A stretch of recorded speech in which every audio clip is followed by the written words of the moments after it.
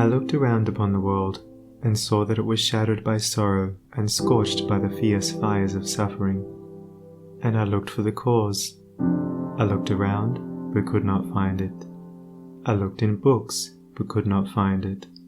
I looked within, and found there both the cause and the self-made nature of that cause. I looked again, and deeper, and found the remedy.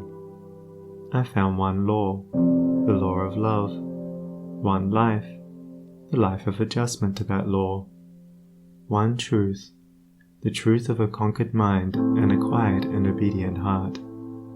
And I dreamed of writing a book which should help men and women, whether rich or poor, learned or unlearned, worldly or unworldly, to find within themselves the source of all success, all happiness, all accomplishment, all truth. And the dream remained with me, and at last became substantial, and now I send it forth into the world on its mission of healing and blessedness, knowing that it cannot fail to reach the homes and hearts of those who are waiting and ready to receive it. James Allen. The Lesson of Evil. Unrest and pain and sorrow are the shadows of life. There is no heart in all the world that has not felt the sting of pain. No mind has not been tossed upon the dark waters of trouble. No eye that has not wept the hot blinding tears of unspeakable anguish. There is no household where the great destroyers, disease and death, have not entered, severing heart from heart, and casting over all the dark pall of sorrow. In the strong and apparently indestructible meshes of evil, all are more or less fast caught, and pain, unhappiness, and misfortune wait upon mankind. With the object of escaping, or in some way mitigating this overshadowing gloom, men and women rush blindly into innumerable devices, pathways by which they fondly hope to enter into a happiness which will not pass away. Such are the drunkard and the harlot, who revel in sensual excitements. Such is the exclusive aesthete, who shuts himself out from the sorrows of the world, and surrounds himself with innovating luxuries. Such is he who thirsts for wealth or fame, and subordinates all things to the achievement of that object. And such are they who seek consolidation in the performance of religious rites. And to all the happiness sought seems to come, and the soul, for a time, is lulled into a sweet security and an intoxicating forgetfulness of the existence of evil. But the day of disease comes at last, or some great sorrow, temptation, or misfortune breaks suddenly in on the unfortified soul, and the fabric of its fancied happiness is torn to shreds. So over the head of every personal joy hangs the Damocletian sword of pain, ready, at any moment, to fall and crush the soul of him who was unprotected by knowledge. The child cries to be a man or woman. The man and woman sigh for the lost felicity of childhood. The poor man chafes under the chains of poverty by which he is bound, and the rich man often lives in fear of poverty, or scours the world in search of an elusive shadow he calls happiness. Sometimes the soul feels that it has found a secure peace and happiness in adopting a certain religion, in embracing an intellectual philosophy, or in building up an intellectual or artistic ideal.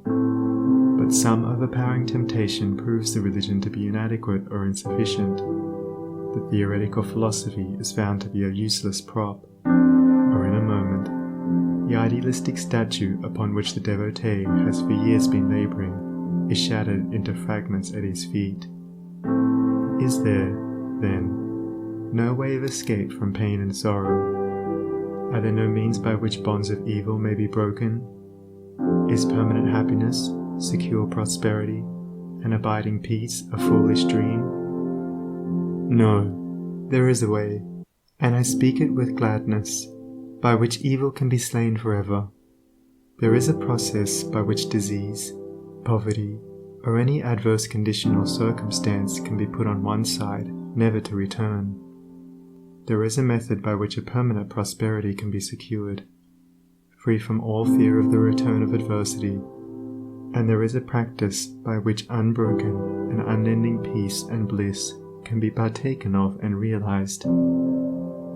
And the beginning of the way which leads to this glorious realization is the acquirement of a right understanding of the nature of evil. It is not sufficient to deny or ignore evil. It must be understood. It is not enough to pray to God to remove the evil. You must find out why it is there and what lesson it has for you. It is of no avail to fret and fume and chafe at the chains which bind you. You must know why and how you are bound. Therefore, reader, you must get outside yourself and must begin to examine and understand yourself. You must cease to be a disobedient child in the school of experience and must begin to learn, with humility and patience, the lessons that are set for your edification and ultimate perfection. For evil, when rightly understood, is found to be not an unlimited power or principle in the universe, but a passing phase of human experience, and it therefore becomes a teacher to those who are willing to learn. Evil is not an abstract something outside yourself. It is an experience in your own heart, and by patiently examining and rectifying your heart, you will be gradually led into the discovery of the origin and nature of evil, which will necessarily be followed by its complete eradication. All evil is corrective and remedial, and is therefore not permanent. It is rooted in ignorance of the true nature and relation of things, and so long as we remain in that state of ignorance, we remain subject to evil. There is no evil in the universe which is not the result of ignorance, and which would not, if we were ready and willing to learn its lesson, lead us to higher wisdom, and then vanish away. But men remain in evil, and it does not pass away, because men are not willing or prepared to learn the lesson which it came to teach them. I knew a child who, every night when its mother took it to bed, cried to be allowed to play with the candle, and one night, when the mother was off guard for a moment, the child took hold of the candle. The inevitable result followed, and the child never wished to play with the candle again.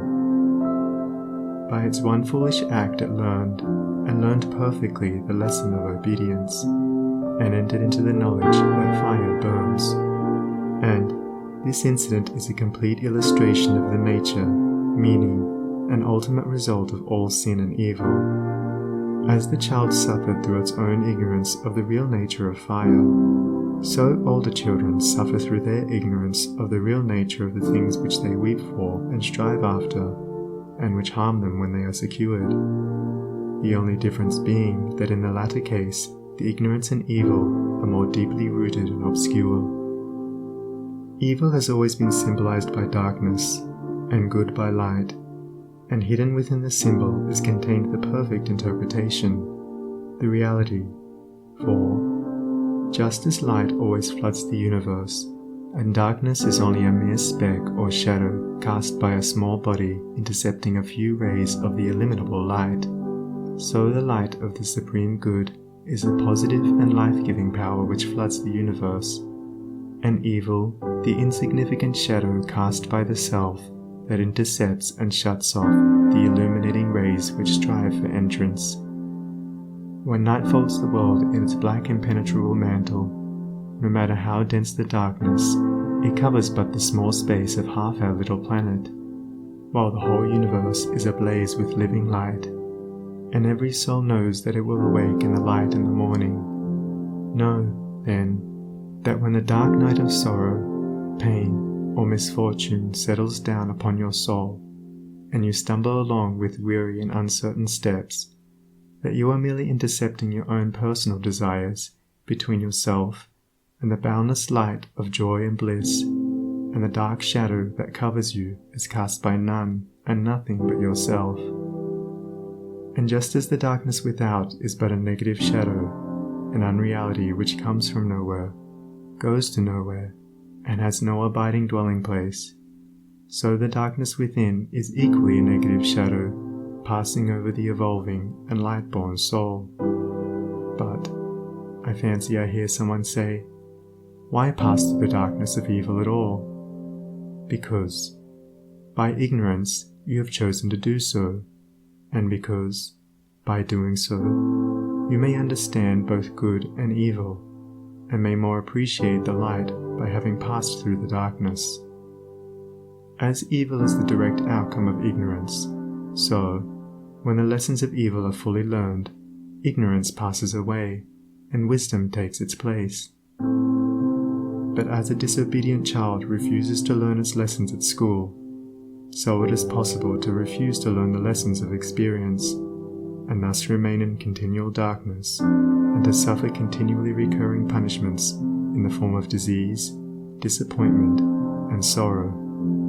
He, therefore, who would shake himself free of the evil which encompasses him, must be willing and ready to learn, and must be prepared to undergo that disciplinary process without which no grain of wisdom or abiding happiness and peace can be secured.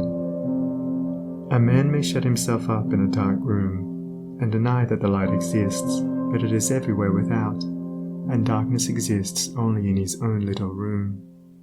So you may shut out the light of truth, or you may begin to pull down the walls of prejudice, self-seeking, and error which you have built around yourself, and so let in the glorious and omnipresent light. By earnest self-examination, strive to realize, and not merely hold as a theory, that evil is a passing phase, a self-created shadow, that all your pains, sorrows, and misfortunes have come to you by a process of undeviating and absolutely perfect law, have come to you because you deserve and require them, and that by first enduring, and then understanding them, you may be made stronger, wiser, nobler. When you have fully entered into this realization, you will be in a position to mold your own circumstances, to transmute all evil into good, and to weave, with a master hand, the fabric of your destiny. What of the night, O watchman, seest thou yet? The glimmering dawn upon the mountain heights, the golden herald of the light of lights. Are his fair feet upon the hilltop set? Cometh he yet to chase away the gloom, and with it all the demons of the night? Strike yet his darting rays upon thy sight? Hearest thou his voice, the sound of error's doom? The morning cometh, lover of the light. Even now he gilds with gold the mountain's brow.